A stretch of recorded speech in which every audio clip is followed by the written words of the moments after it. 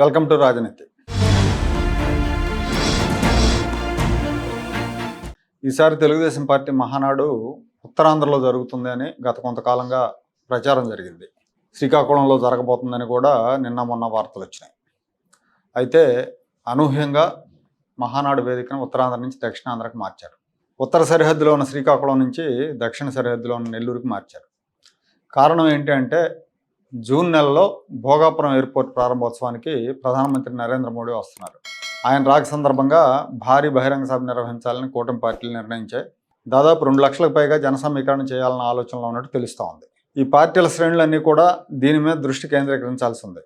కూటమి పార్టీ శ్రేణులన్నీ కూడా. ఇందులో ప్రధాన పాత్ర తెలుగుదేశం పార్టీదే. ఎందుకంటే బీజేపీ పేరుకే కానీ నామమాత్రమే కానీ జన సమీకరణలో బీజేపీ పాత్ర పెద్దగా ఉండకపోవచ్చు. ఏదైనా ఉంటే తెలుగుదేశం జనసేన చేయాలి. సో మే 27, 28 తేదీల్లో ప్రతిష్టాత్మకంగా మహానాడు నిర్వహించిన వెంటనే మళ్ళీ నెల రోజుల్లోపే ప్రధాన సభ ఉంటుంది. 2 భారీ కార్యక్రమాలను వెనువెంటనే ఒక ప్రాంతంలో నిర్వహించడం కష్టం కాబట్టి, కేడర్ మీద నాయకుల మీద భారం పడుతుంది కాబట్టి 2 ప్రాంతాల్లో ఏర్పాటు చేస్తే బెటర్గా ఉంటుందని భావించారు. అలాగే ఈ 2 కార్యక్రమాలు వేరు చోట్ల నిర్వహిస్తే పార్టీ కేడర్ కూడా ఉత్సాహంగా పనిచేస్తుందని తెలుగుదేశం నాయకత్వం భావించినట్టుగా తెలుస్తోంది. అందుకే వేదికను శ్రీకాకుళం నుంచి నెల్లూరుకు మార్చారు. నెల్లూరు జిల్లాలో ఇంతవరకు మహానాడు నిర్వహించాల. తెలుగుదేశం పార్టీ చరిత్రలో తెలుగుదేశం పార్టీ ఏర్పాటై 44-45 ఏళ్ళు అవుతుంది. ఇంతవరకు మహానాడు నెల్లూరులో నిర్వహించలేదు. ఇదే ఫస్ట్ టైం నెల్లూరు మహానాడుకి ఆతిథ్యం ఇవ్వటం.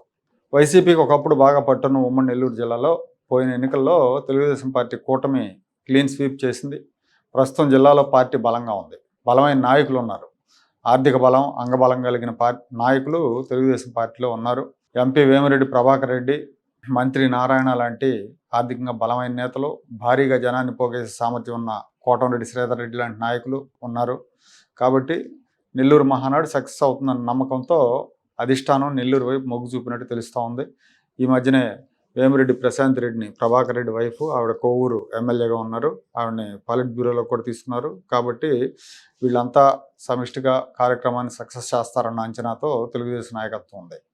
నెల్లూరు జిల్లా నాయకులందరికీ కూడా సమాచారం అందించారు. దీనికి సంబంధించి నెల్లూరు పరిసరాల్లో మహానాడు నిర్వహణకు అనువైన ప్రాంతాన్ని గుర్తించాలని కోరారు.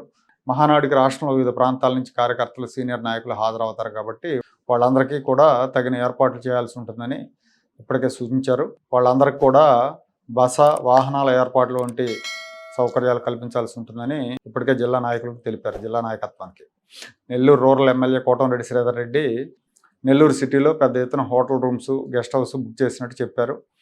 3 రోజుల పాటు జరిగే మహానాడుకు తన రూరల్ నియోజకవర్గం నుంచి భారీ ఎత్తున జనం హాజరవుతారు. దాదాపు 50,000 మంది హాజరయ్యే విధంగా ఏర్పాట్లు చేస్తున్నట్టు చెప్పారు. నెల్లూరు జిల్లాలో మొదటిసారి జరుగుతున్న మహానాడుని విజయవంతం చేయాలనే లక్ష్యంతో జిల్లా నాయకులు ఉన్నారు.